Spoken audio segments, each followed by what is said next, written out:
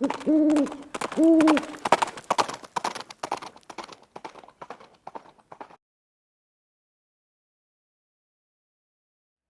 hey guys, it's Viejo here, and we are right at the end of March in 2025. I got a rainy, blustery day here on the central coast of California, so it's a good day to get out here to the bench and get some work done. And what we're going to do today is bring you the second part of this short series that I'm doing with the 45 Schofield cartridge. If you recall from part one, and there'll be a link in the description box to that, our friend and subscriber T. Drage, that's Tom, had sent me a couple of hundred 45 Schofield cases, brand new Starline cases, and he was unable to use them. And he said, "Hey, I know that you shoot 45s. Do you do 45 Schofield?" I said, "You betcha." And so he sent them on. And so I thought, well, let's talk about this 45 Schofield round. And so we kind of kicked that off last time. Well, today we're going to get into prepping the brass that he sent before we load it and shoot it. And I thought we might talk a little bit more about the sort of the history of that round. We talked some about it last time, and we said that we're talking about the early 1870s, and the Army already had the 45 Colt single action Army in its program, but a Major George Schofield, it's not that he disliked the SAA, the single action Army, but his mounted troopers had difficulty trying to reload and unload that revolver single action while mounted. And at the time, Smith & Wesson had their Model 3. Okay, the Model 3 is a break top, and for you YouTube scouts, okay, this is a BB gun replica. Okay, this is not a real firearm. The break top had some distinct advantages, and one is that, and I didn't do it sharply here, but if you break that sharply, the cases are ejected. Okay, all of them at once, and that's a handy thing. And since that process would expose the entire cylinder much faster to reload also, and the word is that the soldiers could unload and reload that Model 3 about twice as fast as they could the single action Army. Well, the Model 3 at the time was chambered in a 44 American cartridge. Not a really good cartridge to many folks' way of thinking. It was an externally lubricated heeled cartridge. If you're not sure what a heeled cartridge, that means that instead of lying completely within the case, okay, the edge of the bullet that rides above the case was actually even with the case itself. So it kind of was a little bit larger diameter above the case than it was below the case mouth. And being externally lubricated, it was had a waxy lube on it, and that stuff would collect dirt, grit, and whatnot, and that was not favorable to, fighting in the dirt, so to speak. So the Army didn't like that, and I think rightfully so. Well, Major Schofield says, hey, there's enough advantages to the mechanics of the revolver if we do a couple things to it. It needed to be beefed up a little bit. Apparently it was considered a kind of a weak firearm, not only with the cartridge, but of the mechanics itself. And nobody liked that round in particular. So Schofield goes to Smith & Wesson, relatively new company at the time, and says, hey, here we are in the Army, and we got 45 Colt. What can we do with this revolver? I've got a couple ideas, he says. One of them, he says, I want to make it a little bit stronger, and I want to bring the latch, which was previously over here on the side, mounted to the barrel section, okay, of the revolver, and that was tricky to operate, especially while mounted. He wanted that latch brought up here, okay, where it could be operated with one hand easily. And he wanted a different cartridge. it would have been nice if they could have produced this in 45 Colt, then the ammo would be 100% compatible with the single action Army. But Smith & Wesson says, yeah, we can't do the 45 Colt. Our frame's too short through here, and the 45 Colt won't go. And instead of, lengthening the frame and cylinder as necessary, Smith & Wesson opted to create a different cartridge, a little bit shorter case. So Schofield says, okay, while you're at that, make the rim a little bit bigger too, so that we get a more positive ejection with that ejection star there. Okay, give that thing a little more room to grab a hold of. So they did, and the revolver itself was pretty successful. It turned out that the round that was created was strong enough, wasn't quite as, delivering the energy of the 45 Colt, but it was close enough, and it proved itself in battle. So the Army ended up ordering, and I read different numbers, anywhere from 3,000 up to over 8,000 units. Now, I'm not sure where it was. The preponderance of what I've read points more towards about 8,000 of those. Well, fine and dandy. It's really a nice revolver, particularly if you're mounted, because you can control your horse and load and unload that firearm easily at the same time. Well, what ended up happening is that the Army had both revolvers, the single action Army and the 45, now called the 45 Schofield or 45 S&W revolvers. And while you could put a 45 Schofield round into the single action Army, the reverse was not true. The cylinder is just too short in the Model 3 Schofield. There is indication that in some cases the slightly larger rim diameter of the Schofield made it difficult, if not impossible, to fit a full 6 rounds into the single action Army. Modern revolvers don't seem to have that problem, at least for the most part. But apparently that was the case, at least in part, with the Army back in the 1870s. And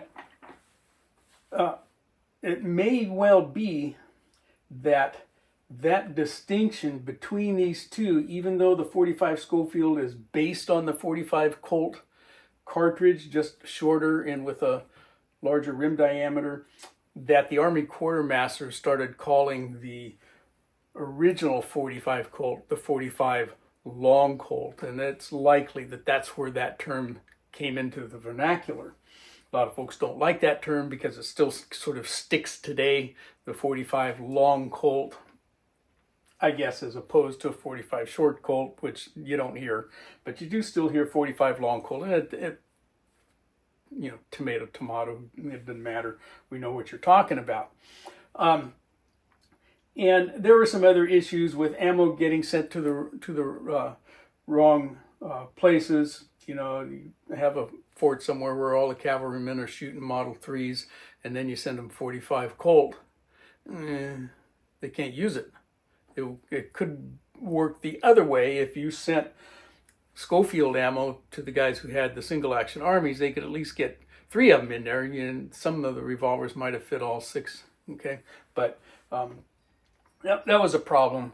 And ultimately, the Army said, I don't know. We really don't want to adopt that as our major, our main firearm. Later on, though, the military kind of gave up sort of both of those and came out with the M1887 cartridge, which was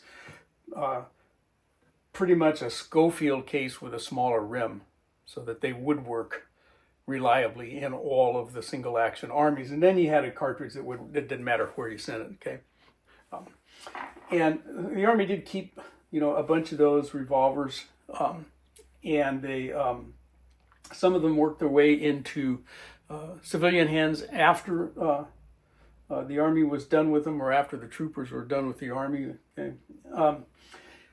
And then more of them were actually sold to Wells Fargo. Wells Fargo wanted a shorter barrel. Okay, the original was a 7-inch barrel. Wells Fargo agents wanted a 5-inch, and so they had some of those made up, and there were several thousand of those that went to Wells Fargo. And then there was another variant of the Model 3 that was produced and was very successful for Smith & Wesson. And that was under a contract to the Russian army at the time. And the Russians also appreciated the break top revolver. They liked the action. They liked the fact that it was easy to load and unload and fast compared to a single action type revolver. But they also didn't like that 44 American cartridge because of the fact, I think mostly because it was externally lubricated. So the Russians go to Smith & Wesson and they say, hey, we like this, we don't like the cartridge. What can we do? So Smith & Wesson, in cahoots with the Russians, comes up with yet another variant and a new cartridge, the 44 Russian. And here's the Russian up next to the 45 Schofield. Let me put a photo of those two together up here. And they will end up purchasing over 100,000 units of the Model 3 with their modifications. The 44 Russian version, trigger guard's different. It's got a little extra finger loop down there. And I think the grip was a little bit different too. I can't recall the exact mods that they had them do. But they bought a bunch of them, and Smith & Wesson got a big shot in the arm from that contract, way more than what they did here on the home turf. So I thought that was pretty interesting, and you can go, well, we'll talk about that next week a little bit. I had some questions. Hey, can we still find these around? And the short answer is yeah, there's some import clones, copies that you can get your hands on. Let's talk about that next week, though. Okay, let's go ahead and get into the trimming of the cases. That's really what this part of the series is about. Whenever I get brand new cases, I like to get them all uniformed. Starline is pretty good about sending their cases out pre-sized and in good shape, but there's some variation in overall length of the case, and the case mouths are a little bit rough, as they are for many of the brass producers that are out there. So we're going to get them trimmed, chamfered and deburred, going to U-form the primer pockets and get them ready to load. So let's jump right on into that. Okay, here we go. We're trimming these to 1.095, so just under 1.1 inch.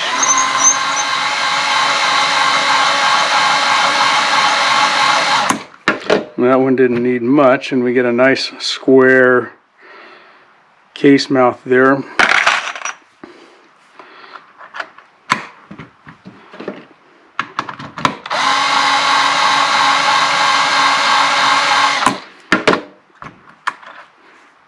That one didn't need much. Let's check that one.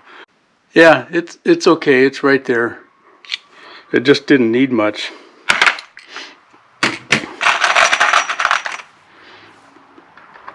So when you're setting your case in here, guys, run your pilot in first, then set the cam lock. All right.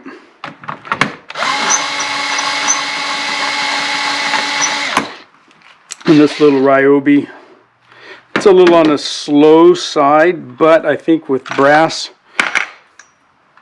slower is probably better than too fast.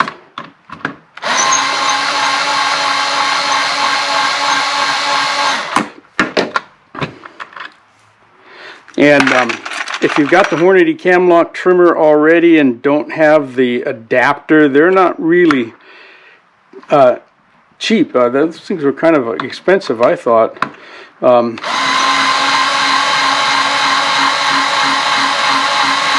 You can look up on your favorite online reloading retailer and do their search there for Hornady cam lock power adapter.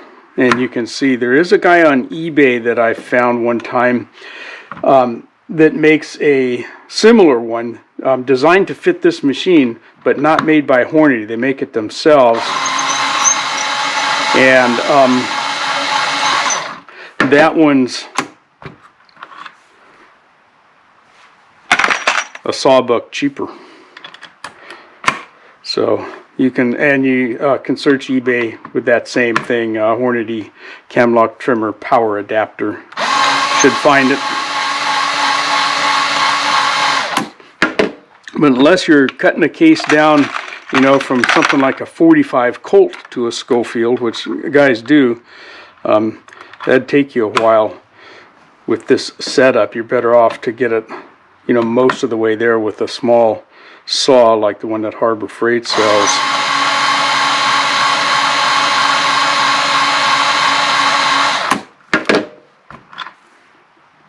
Yep, things are going fine. I like this setup, especially since I acquired this trimmings catcher, and I did a separate review on this not long ago, and I will put up a link in the description box so you can go check this out. This is a good piece of gear for this trimmer.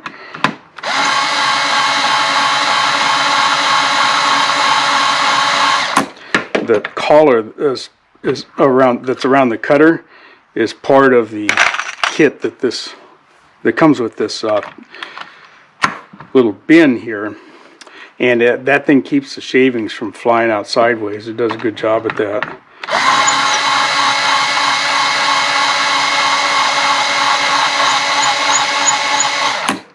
And when I did that video, there were a couple questions about, hey, does that outfit make them for other trimmers?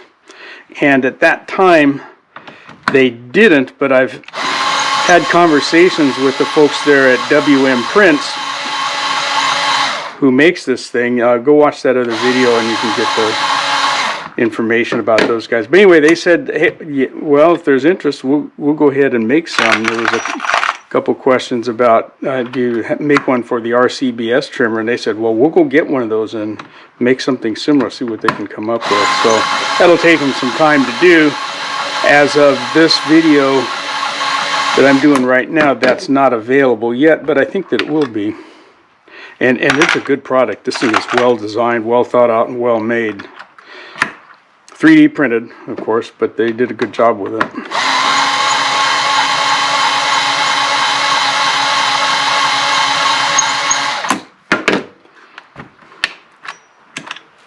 And I also frequently get questions whenever I'm doing some trimming about the Ryobi driver here, and their model number, I know you can't read it, but I'll read it to you. It's FVD50, and you can get it kind of all by itself with just one battery. Here's the battery that it uses. Okay, it's USB rechargeable, USB 3 or C, I mean. Okay, and you can get it as a kit with a couple of extra batteries, and it's cheaper that way because those batteries are not inexpensive.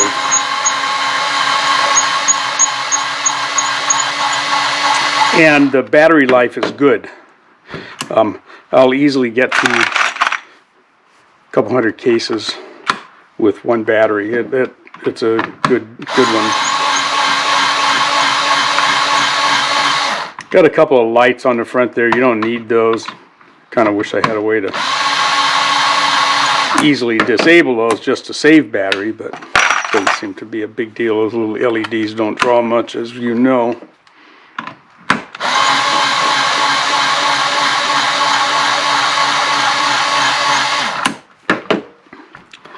And just kind of as a side note, I do mostly handgun stuff, as you folks know. If you've been around the channel, okay, you've probably never even seen me shoot rifles. Well, you may have some of my Henrys, but I made a list down the side here, just printed it out on the computer with the shell hole number, the caliber, and the appropriate pilot. And I'll take a picture of that and put it up in the, at the top of the screen here so you can see that. But it helps me find the appropriate shell holder. And this base, I just made that. Okay, took my Forstner bit, drilled down through there, and put a little steel post in there. You could use brass. Okay, and they fit right there and stay there. I used to have my pilots in small little holes over here drilled in place. But this new catcher came with a pilot holder, which is superior. It works good. They even included the little hole there for your Allen key that set for the set screw. What am I trying to say? The set screw for your pilot.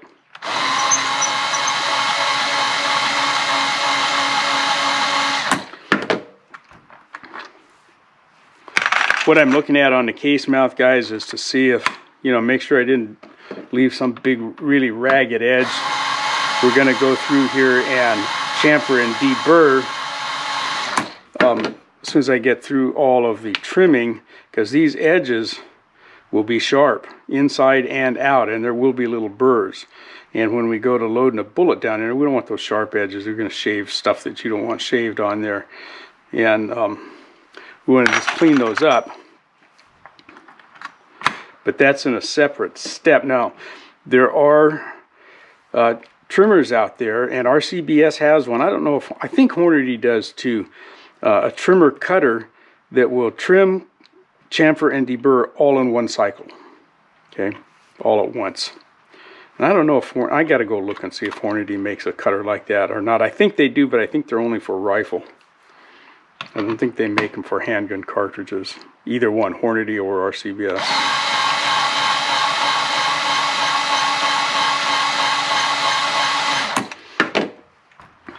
And as you can see, it doesn't take too many turns on here. I run it until I don't see any more chips coming out.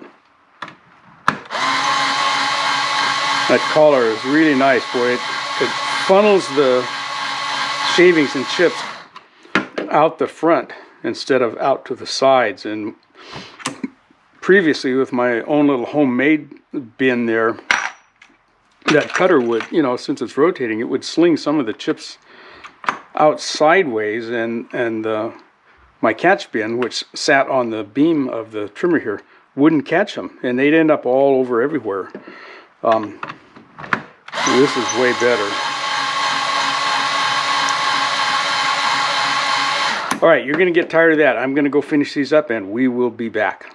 Okay, here's two cases. The one on the left there has not been trimmed, and you can see it looks pretty ragged. Okay, and rough compared to the one on the right that has been trimmed. That's nice and flat and smooth. The trimmed one has not yet been chamfered and deburred though. So we got some choices here on how you can get this chamfer and deburr job done. There's a few of these out there on the market. This one is, you can get that focused. It says made for RCBS by L.E. Wilson. Okay, so I think maybe most of these might be made by Wilson. Anyway, our kind of little rocket ship looking. Come on, focus for me. There we go. So we have this end of the tool that we just rotate around in there, and that, just a few turns like this, that's all it takes. And we get the inside chamfered, and then we go over to the other end of the tool. And again, you can either rotate the tool or rotate the case. It doesn't make a whole lot of difference. Okay, these bigger cases, a little tougher, but you get all the way around there, a few turns, and you've got your case mouth done. Okay. There's also tools like this. This one comes from Lyman. Okay, and it's, double-ended, obviously. It does the same thing. It's got a chamfer tool on one end and the deburr tool on the other. And this one's hollow. It's got some primer pocket tools inside there. This thing just turns apart. Okay, and we've got primer pocket reamers and scrapers and whatnot in there. Okay, so but I'm not going to use either one of those. I'm going to use the Lyman Case Prep Express here. I like this unit. This has been a pretty good one for me. And we got a number of different stations here. I have in this station, and there's other stuff you can put in here, brushes and scrapers and things for your primer pockets. But this is to remove burrs if they're present from the flash hole down in there. Okay, Starline Brass is pretty good about their flash holes. There's not much in the way of burrs there, but we'll check them, and you'll feel it if there's a burr on there when and this guy's going to rotate under power, so it's just like you hold your case on there enough for a couple of turns. That's it. And then back here we've got our chamfer tool, okay, and over here the deburr tool, and then out here these two are really the same, but one's for large primer pockets, the other for small. We'll use the large, and what that does is get in there and uniform the depth of our primer pocket so that we get a nice flat seat down there, and the walls of the primer pocket are all the same.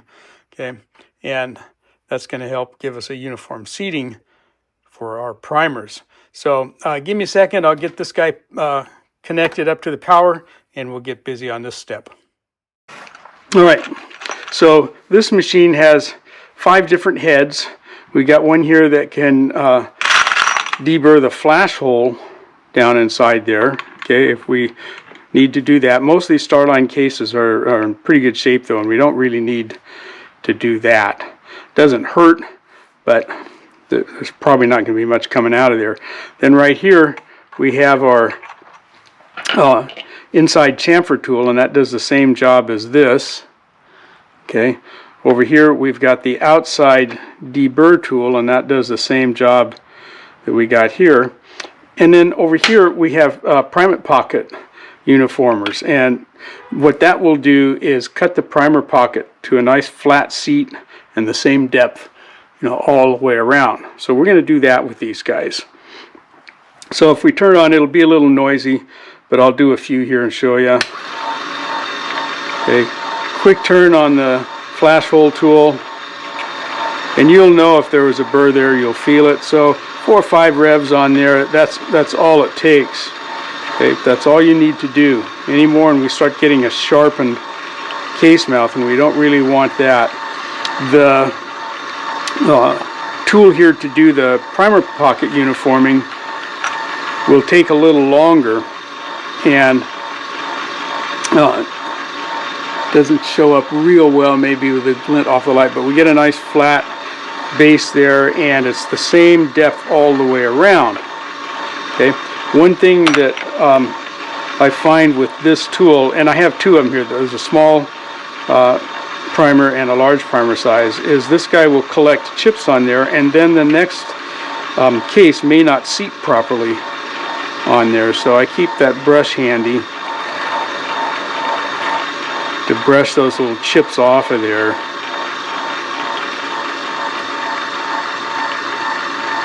And you can feel on this one, you can feel when it's done cutting. It doesn't take a whole lot of revolutions there to get the job done. Okay. And you can look in there to see what's going on. Okay, just a couple of turns on this guy. If there's a burr there, it'll come out with that.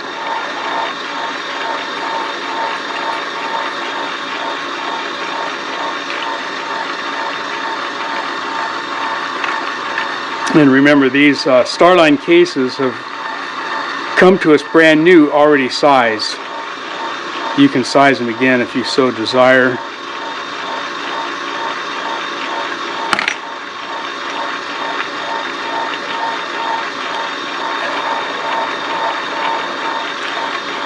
If they are, if you have fired cases, it's a good idea to size them first before you do any trimming, because the sizing process will change the length of those cases.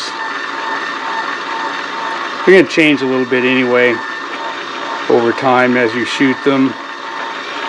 Okay, but at least we're giving them all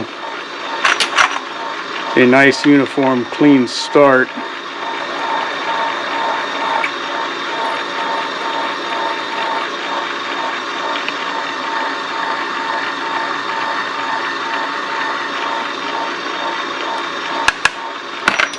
You will find that this process will sometimes leave little chips inside the case, and you'll see those chips show up in your loading block sometimes. It's not a big deal, but it's good to kind of get rid of them as much as you can.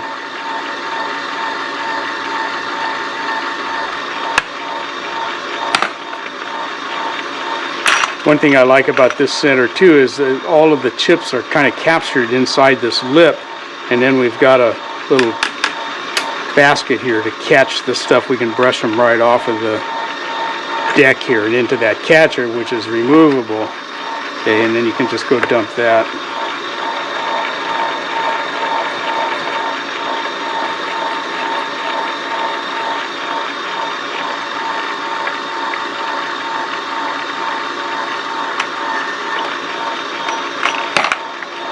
All right.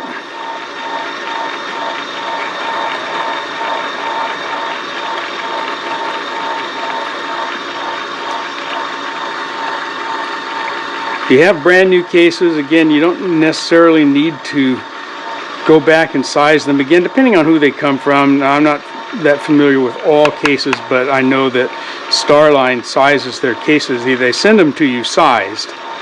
Okay. But if you have a case that has not been sized and you come over here and go to the chamfer and deburr tools, if that case mouth is a little out of round, maybe it had a little dent in it, okay, then you need to go size that case back up and get that case mouth squared up a little bit, because you'll do a bad job over here if you don't, if that case mouth is out of round.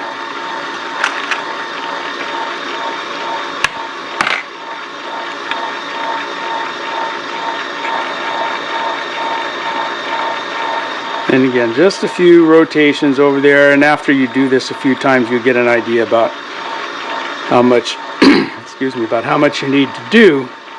And we don't need to do a lot. Okay, it doesn't take much. It's nice to have this chamfer on the inside. And by chamfer, you know, it kind of creates a beveled edge in there that's going to be beneficial in seating our bullets, particularly our cast bullets.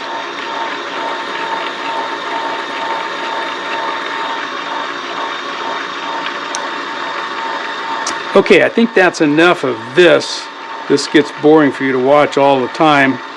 And what I do here is I've got my iPad set up over here, and I'll put on a YouTube video or a movie or something like that while I'm doing this stuff. But I will come back to you when we get all of these cases done with this project. We'll make this the last one for the video.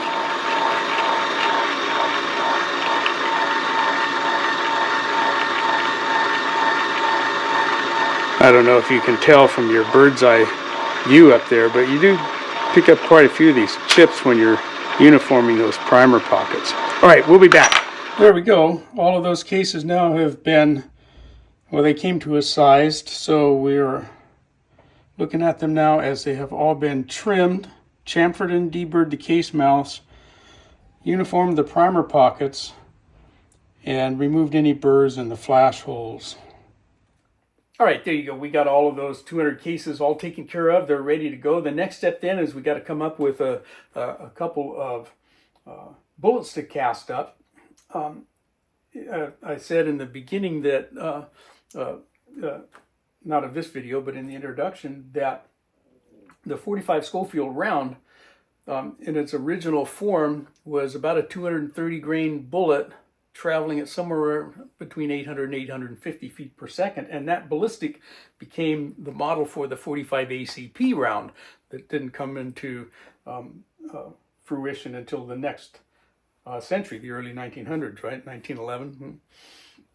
And actually a little bit before that. But so we're going to try to duplicate that original cartridge come up with a 230 grain bullet and send them flying at about that velocity range. So I've got a couple of candidates for cast bullets in mind, and we'll talk about those next week and get that part of the program kicked off. So that's going to do it for today's installment. I hope you enjoyed that and got something out of it.